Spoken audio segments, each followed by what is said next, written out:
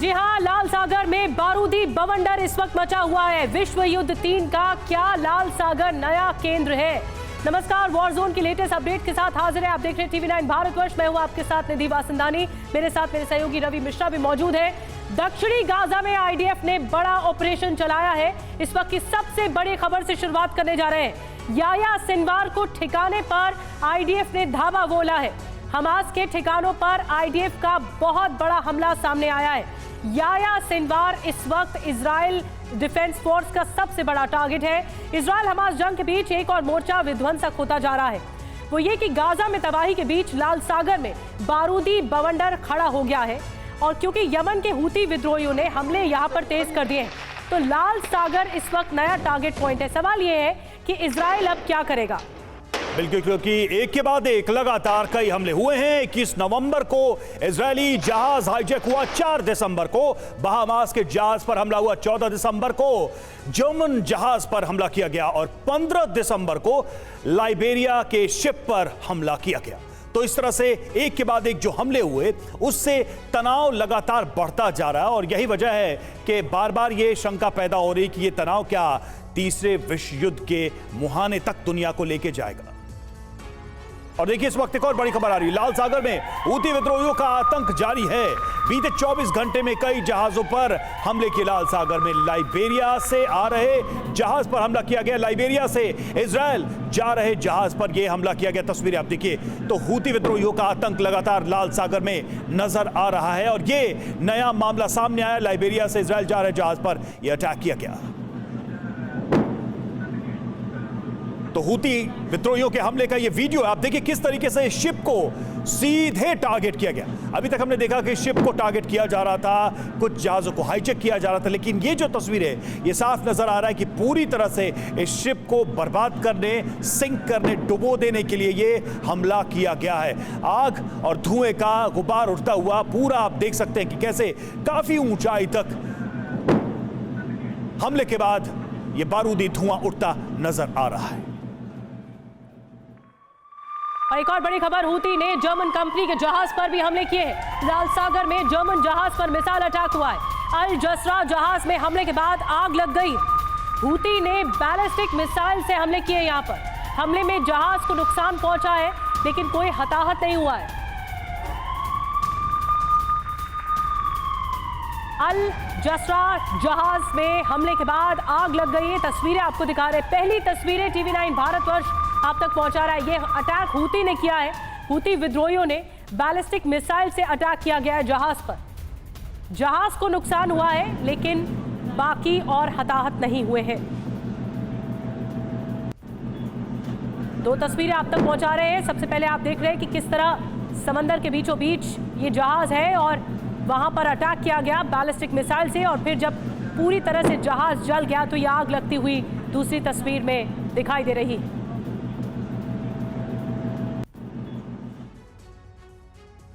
तो हूती विद्रोहियों ने लाल सागर में 2 जहाजों पर हमले की जिम्मेदारी लेते हुए क्या कहा है, उस पर नजर डालते हैं। लाल सागर में हूती विश्व युद्ध का सीन क्या, ऐसा तनाव वो पैदा कर रहे हैं, जल्दी से नजर डालते हैं अहम बातों पर। 24 घंटे में लाल सागर में 2 मालवाहक जहाजों पर हमले किए गए। दोनों मालवाहक जहाज इजराइल की ओर जा रहे थे और यह पहले ही चेतावनी हूती विद्रोहियों की तरफ से है कि इजराइल की तरफ जाने वाले जहाजों को वो टारगेट करेंगे।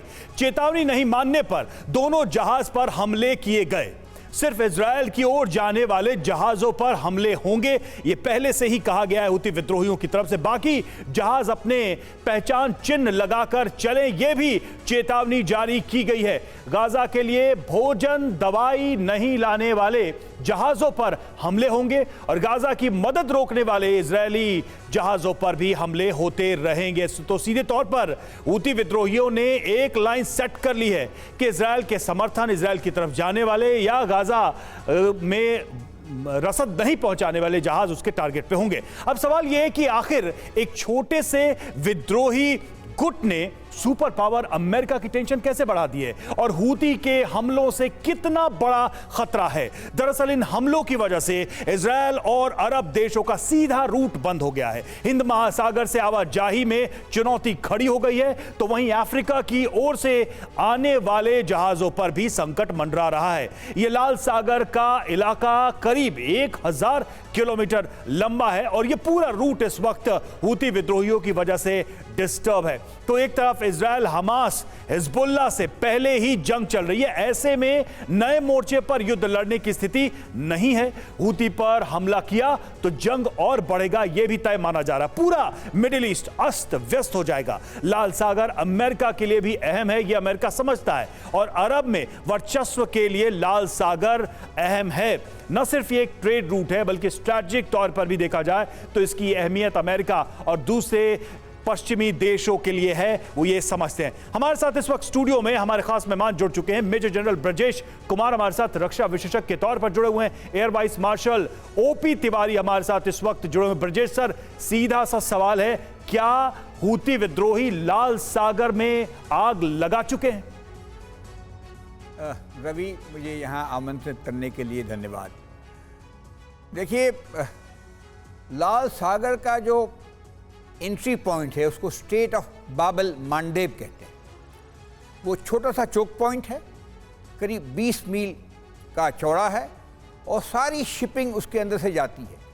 और ये देखेंगे कि ये यमन के काफ़ी करीब है, तो हूती विद्रोही हैं किसी भी चोक पॉइंट पे आसानी से शिपिंग लाइंस को तहस नहस कर सकते हैं। इसकी स्ट्रेटेजिक वैल्यू है और कई सालों से रही है। अगर आप देखेंगे तो ब्रिटेन ने भी एडन में एक बहुत बड़ा पोर्ट बनाया था और सी लेन्स की रक्षा करना हम सबकी जिम्मेदारी है, क्योंकि हम सबको असर पड़ता है। आज के डेट में देखेंगे विश्व का 10% ट्रेड लाल सागर के या रेड सी के द्वारा जाता है, जो कि स्ट्रेट ऑफ बाबल मैंडेब क्रॉस करता। बिल्कुल, लेकिन ये ब्रजेश सर, लाल सागर जो है वो युद्ध का नया मैदान बनता जा रहा है और ऐसा लग रहा है कि हमास हिजबुल्लाह से पहले हूती एक बहुत बड़ा चैलेंज है इजराइल के लिए, जिसकी वजह से तनाव है। एक बड़ी खबर और बता दें, इस वक्त एक बड़ी खबर मिल रही है। आईडीएफ के गाजा पट्टी में हमले का वीडियो सामने आया है। हमास के लड़ाकों के ठिकानों पर हमले किए गए हैं। कल से गाजा पट्टी में लगातार आईडीएफ हमले कर रही है और अलग अलग तस्वीरें अब तक सामने आ चुकी। गाजा में हर तरफ धुआं उठता दिखाई दिया है।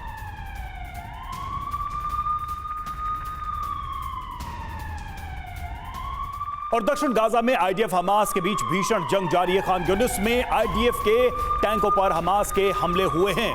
हमास का दावा, कई इजरायली टैंक तबाह किए हैं। आईडीएफ पर हमले का वीडियो हमास ने जारी किया।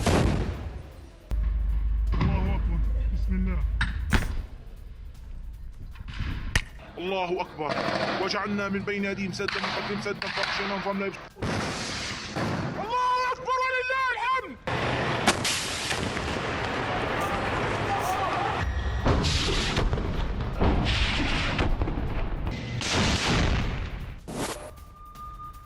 और हूती के खतरे को लेकर अमेरिका का भी बड़ा बयान आ गया। इजरायल दौरे में अमेरिकी एनएसए जैक सुलिवन का बयान सामने आया है। हूती के हमले से लाल सागर में जहाजों की आवाजाही मुश्किल हो रही।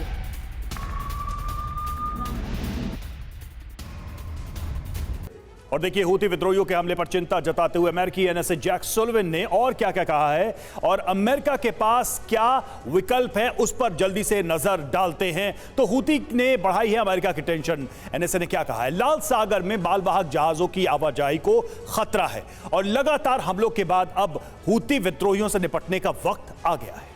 क्या हूती को ईरान से लगातार हथियारों की मदद मिल रही है। ईरान लगातार प्रॉक्सी वॉर आगे बढ़ा रहा है। अमेरिका ने हूती के खतरे को लेकर दुनिया को भी आगाह किया है। अब देखते हैं कि Houthi versus America plus Israel.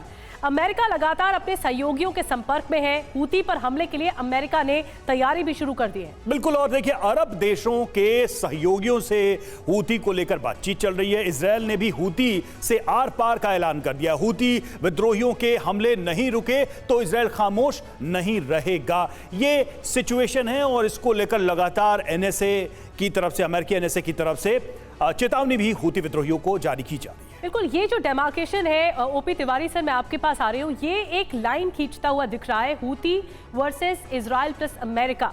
अब अमेरिका भी इसी कौतूहल में है, इसी कंफ्यूजन में है कि पहले किसका खात्मा हो, पहले हमास को टारगेट करें, हिजबुल्लाह को टारगेट करें, या हूती से पहले निपटे। निधि देखो, ये जो लड़ाई है हमास और हूती, ये दोनों टेररिस्ट ऑर्गेनाइजेशंस है। हूती को भी टारगेट करना पड़ेगा, हूती को चेक करना बाकी देशों के लिए बहुत इंपॉर्टेंट है। हमास को टारगेट करना तो अब इजराइल की प्रायोरिटी है और इजराइल को फ़र्क पड़ता है। लेकिन फिलहाल जो हूती जिस एक्टिविटी में अपने आप को इन्वॉल्व करने की कोशिश कर रहा, जो शुरुआत कर दी है, इसको तो कई सारे देश इकट्ठे होके हूती से लड़ना पड़ेगा। ये जो वॉर होगा, विश्व युद्ध जैसे बता रहा हूँ, कई देशों को इकट्ठा होके ये टेरर के खिलाफ लड़ना पड़ेगा, क्योंकि हूती का जिस तरीके से अटैक चल रहा है, और हूती कभी भी सर लेकिन जो तस्वीर हम दिखा रहे थे थोड़ी देर पहले, वो तस्वीरें अब बता रही हैं कि हूती सिर्फ एक थ्रेट परसेप्शन नहीं है, एक रियल थ्रेट है, और वो हमले कर रहा है, वो डिस्ट्रॉय कर रहा है शिप को। अभी देखो अरबी, ये बिल्कुल सही बात है, हूती को तो टारगेट जल्दी करना पड़ेगा और स्टेप इनको इमीडिएटली शुरुआत करनी पड़ेगी ताकि इसको खत्म किया जा सके। बिकॉज ये सी लाइन ऑफ कम्युनिकेशन का जो टारगेट है, होती है कोई डिफेंस फोर्सेज नहीं है, ये टेररिस्ट ऑर्गेनाइजेशन है, वो कभी भी किसी भी शिप को भी डिस्ट्रॉय कर सकता है। कोई टारगेट नक्शा तो नहीं देखेगा कि किसका मैप लगा हुआ है हम उसी को मारेंगे, कोई भी मार सकते हैं। इसमें पूरा वर्ल्ड का ट्रेड डिस्टर्ब हो जाएगा। हमला जो होगा हूती की तरफ से, वो वक्त देखकर नहीं होगा, ना हालात देखकर होगा, वो कभी भी हो सकता है। एक और बड़ी खबर हम लोग के बीच, शिपिंग कंपनियों का फैसला सामने आया है। लाल सागर में जहाजों को भेजने से इंकार किया गया है। डेनमार्क और जर्मन कंपनी ने अपने जहाज रोक दिए हैं।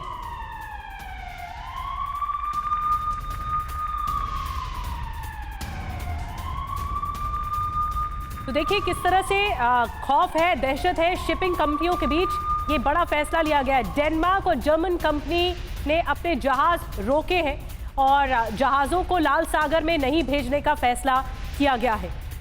ये जो शिपिंग कंपनियां हैं वो अपना ट्रेड उन्होंने लाल सागर में फैलाया हुआ है, लेकिन अगर इस तरह से हाथ खींचेंगे डेनमार्क और जर्मन कंपनी, शिपिंग कंपनी, तो फिर बड़ी दिक्कत हो सकती है और लाल सागर में एक नई जंग छिड़ने वाली है।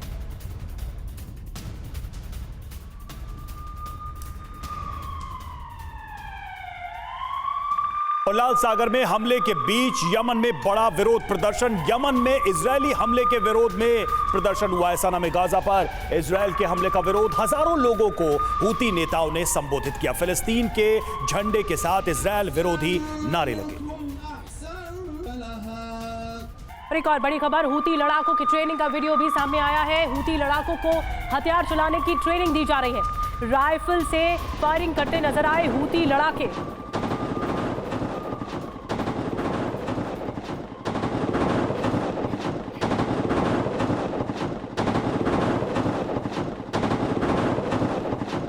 और आपको बता दें कि हूती को लेकर अमेरिका ने 2 लेवल पर इस वक्त एक्शन शुरू किया है, जिसमें वो एक तरफ अरब देशों से बात कर रहा है, वहीं दूसरी तरफ वो लाल सागर में हूती ठिकानों पर हमले करेगा। इसके लिए लाल सागर के सैन्य ठिकाने अलर्ट मोड पर डाल दिए गए हैं। जॉर्डन में उसके 2 बेसेस हैं जहां 3000 सैनिक हैं, जबकि सऊदी अरब में 5 बेस हैं जहां 3000 सैनिकों की तैनाती है। जबकि बहरीन में 3 बेस है जहां 7000 सैनिक तैनात हैं। इसी तरह कतर में 1 बेस है जहां 13000 सैनिक हैं, जबकि यूएई में 3 बेस पर 5000 सैनिक हैं। इसी तरह ओमान में 6 बेस है और 600 सैनिक तैनात हैं। कुल मिलाकर लाल सागर पर हूती को कंट्रोल करने के लिए अमेरिका के 30,000 से ज्यादा सैनिक तैयार है।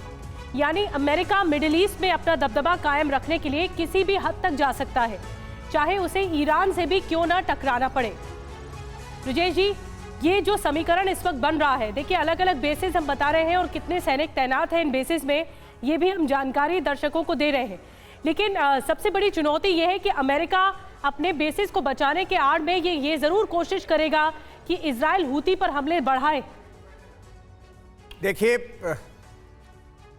लाल सागर, रेड सी और पर्शियन गल्फ दोनों ही बहुत सेंसिटिव रहा है एनर्जी के मामले में और ट्रेड के मामले में। इस वजह से जो अमेरिका के जो आपने गणना की ये ट्रूप्स हैं, ये ट्रूप्स तो कम है, उनकी शिप्स, एयरक्राफ्ट, मिसाइल्स की तादाद कहीं ज़्यादा है, तो अमेरिका सेंसिटिव है। लेकिन जब दूसरी तरफ देखते हैं, रियलिटी चेक करते हैं, हूती भी एक बैटल हार्डन्ड गैंग है, इंसर्जेंट्स हैं। अगर आप देखेंगे पिछले 10 सालों से सऊदी अरेबिया के खिलाफ उन्होंने यमन में अपना लेकिन सर अगर मैं सर आपसे सीधे हाँ या ना में पूछूं कि क्या हूती विद्रोहियों पर बहुत जल्द कोई बड़ा हमला ऑपरेशन शुरू होने वाला है, आप इसको कैसे देखते हैं, हाँ या ना, आपको क्या लगता है? देखिए, इसकी संभावना है, मेरे हिसाब से इसकी संभावना कम है, क्योंकि हूती का जो एक्शन इस तरफ है वो दो तरफ केंद्रित करता है। ठीक है, एक, इजरायली डिफेंस फोर्सेस को के ध्यान को और बटाना, वो हमास के साथ बिजी हैं, उनको हिजबुल्लाह के साथ बिजी हैं, तो अभी हूती के साथ में बिजी हो जाएंगे, ये एक चीज है। दूसरा, वो संकट पैदा करना, न्यूसेंस वैल्यू बहुत तगड़ी। ठीक है, अगर आपने मेर्स्क जो शिपिंग कंपनी है डेनिश ने, बिल्कुल उसने अपनी शिपिंग रोक दी है। ये दो जो संभावनाएं आप बता रहे हैं वो नजर आ रही हैं। और देखिए, दक्षिणी गाजा में आईडीएफ का बड़ा ऑपरेशन भी चल रहा है और याह्या सिनवार को के ठिकाने पर आईडीएफ ने धावा बोला, ये जानकारी सामने आ रही है। हमास के ठिकानों पर आईडीएफ का बहुत बड़ा हमला दक्षिणी गाजा में। हमास के नेताओं की तलाश, दक्षिणी गाजा में इजरायली सेना ने हमले तेज किए।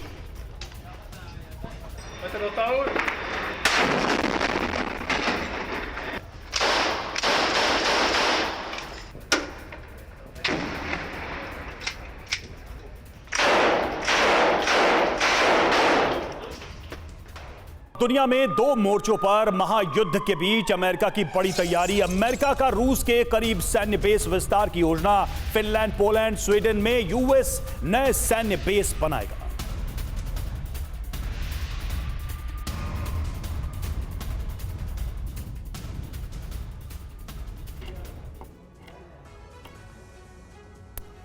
और आइए अब देखते हैं कि रूस के साथ बढ़ते तनाव के बीच अमेरिका के रूस के आसपास कहां-कहां सैन्य अड्डे हैं और 3 नए जगहों पर सैन्य अड्डे के विस्तार से कितने अमेरिकी सैन्य अड्डे रूस के आसपास हो जाएंगे। ग्राफिक्स के माध्यम से इसको समझने की कोशिश करते हैं। रूस की चौतरफा घेरेबंदी की कोशिश की जा रही है और देखिए अमेरिकी और नेटो के सैन्य अड्डे कहां-कहां हैं। देखिए वो देश पोलैंड, रोमानिया, स्वीडन, फिनलैंड और लातविया यहां पर बेसिस मौजूद हैं। इसके अलावा Lithuania, Estonia, Norway, Hungary, Bulgaria, Slovakia, यहाँ पर भी बेसिस हैं और नेटो के सैन्य अड्डे हैं।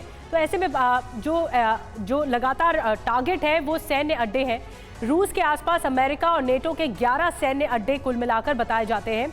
आपको बताते हैं कि इसका असर क्या होगा कि जिस तरह से हमले हो रहे हैं और भूमिका बन रही है, रूस के साथ अमेरिका का टकराव और ज्यादा बढ़ता हुआ दिखेगा।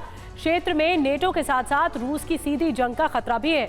बिल्कुल, रूस अमेरिका के दुश्मन को एकजुट करेगा। अमेरिका के सहयोगियों पर रूस हमले का खतरा है और अमेरिकी तैयारी से एटमी युद्ध की आशंका भी बढ़ेगी। तो रूस की घेरेबंदी की ये कोशिशें जो हो रही हैं उसके जो संभावित रिएक्शंस हैं उससे भी इनकार नहीं किया जा सकता। और एक और बड़ा अपडेट, आईडीएफ की कार्रवाई में गाजा में 3 इजरायली बंधकों की मौत हुई है। बंधकों की मौत पर इजरायली सेना ने अपनी गलती मानी। गाजा में आईडीएफ की फायरिंग के दौरान 3 बंधकों की मौत हुई है। पहचान नहीं हो पाने की वजह से फायरिंग में बंधकों की मौत हुई।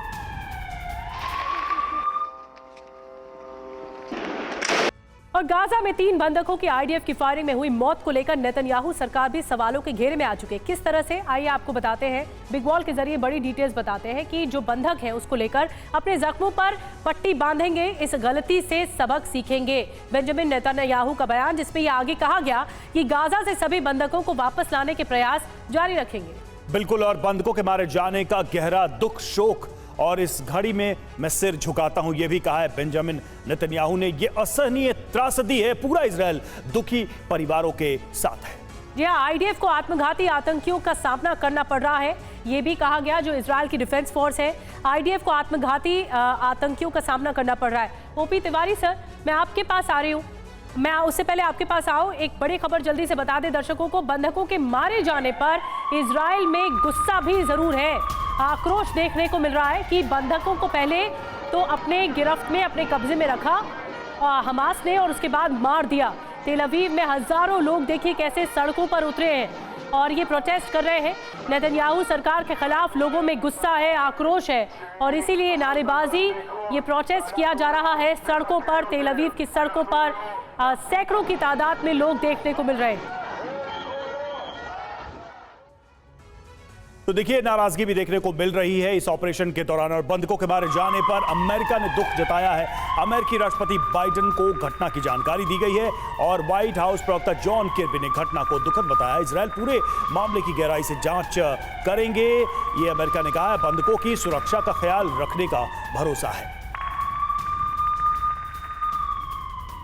और आइए अब देखते हैं कि इजरायल के दावे के मुताबिक हमास की ओर से कितने बंधक छोड़े गए और कितने अब भी हमास के कब्जे में हैं, उनकी संख्या क्या है। और बंधकों की सुरक्षा का यह सबसे बड़ा सवाल है क्योंकि नंबर्स जो हैं अभी भी बीच में एक बड़ा गैप है। हमास के कब्जे में कुल 242 बंधक हैं और अब तक 110 बंधक रिहा किए गए हैं। जी हाँ, अब भी 132 बंधक ये आंकड़ा हमास के कब्जे में है और 20 बंधकों की मौत हो चुकी है। शव हमास के कब्जे में ही है। 132 बंधकों में से 113 पुरुष हैं और 19 महिलाएं हैं। बंधकों में 18 वर्ष से कम आयु के 2 बच्चे हैं। 10 बंधकों की उम्र 75 साल से ज्यादा है। बंधकों में 121 इजरायली और 11 विदेशी भी बताए जा रहे हैं। तो ये बंधकों को लेकर एक बड़ी ही डेडलॉक सी सिचुएशन है इजरायल के सामने। तिवारी सर, ये बहुत लंबा चला ये बंधकों का मामला और अभी भी देखिए कि बड़ी संख्या में बंधक नहीं मिले हैं, अभी तक इजरायल के पास नहीं आए हैं। क्या ये कोलेटरल डैमेजेस अभी और होंगे भविष्य में या फिर ये जो हुआ है इससे इजरायल ने कुछ सबक लिया है? रवि देखो, ये सिचुएशन जैसे हुई है कि अपने बंधकों को खुद ही इनको मारना पड़ा। ये हमास इस तरीके की सिचुएशन क्रिएट करना चाहेगा जिसमें कि इजराइल अपने लोगों को मारे और उनको और नुकसान हो। जहाँ तक बंधकों का सवाल है, 242 बंधकों में कितने हैं और किस कंडीशन में है, किस शेप में है, ये कहना बहुत मुश्किल है। बिकॉज ये किसी आर्मी के अंडर नहीं है, एक आतंकवादी ऑर्गेनाइजेशन के अंडर है, जो कि इनके लड़ाकू हैं वो अपने जनरल की सारी बातें नहीं मानते या डिसिप्लिन फोर्स नहीं है। तो किस कंडीशन में है, किस रूप में है, किस शेप में, ये कहना असंभव है। इसीलिए प्रॉब्ली, इसलिए चांसेस है कि ये आगे बातें नहीं बढ़ पा रही है। हम कितना लोगों को निछावर कर सकते हैं। अब जिस तरीके से इन्होंने 3 को बंधकों को भी इजराइल की फोर्सेस से बढ़ाया, हो सकता है कि भविष्य में जब हमास बिल्कुल कॉर्नर में पुश कर दिया जाए तो इस तरह की ऐसी एक्टिविटी, ऐसी सिचुएशन क्रिएट करेगा कि इसमें इजराइल ऐसी गलती करे और बदनाम हो और उसके इंटरनल कंट्री में भी, इंटरनल नेशन में भी जो थोड़ा बहुत अनरेस्ट शुरू हो जाए। तो इस तरह की ये वॉर चलती रहेगी। ये वॉर 2 देशों के बीच में नहीं है, ये एक आतंकवादी ऑर्गेनाइजेशन के उसमें है, जो कि एक उसके अंदर डिसिप्लिन नाम की कोई ज़्यादा बड़ी महत्व नहीं होता, कोई बहुत बड़ी चीज़ नहीं मानी जाती। बिल्कुल, इसलिए ये बंधकों को तिवारी सर, बंधक संकट अभी खत्म नहीं हुआ है और इसे खत्म मानना भी नहीं चाहिए क्योंकि इजराइल अब भी इस बात का इंतजार कर रहा है कि एक बार फिर से अगर वो नौबत आती है कि सीजफायर हो और बंधक छुड़ाने पड़ जाए तो फिर देखना होगा कि इजराइल का रुख क्या होता है। एक बड़ी खबर, यरूशलेम में जो रेफ्यूजी कैंप्स हैं वहां पर आईडीएफ का अटैक हुआ है। रेफ्यूजी कैंप में हमास से संदिग्धों के छिपे होने का शक है। आईडीएफ ने एक के बाद एक कई गैस बम यहां पर मारे हैं। हमले के बाद इलाके में कई जगहों पर आग लग गई। और गाजा जंग पर अमेरिकी एनएसए का बड़ा बयान। इजरायल दौरे पर जैक सोल्वेन का जंग पर बयान। गाजा जंग नए चरण में प्रवेश करेगा, यह कहना है जैक सोल्वेन का। इजरायल के नए जंगी प्लान पर अमेरिका का संकेत।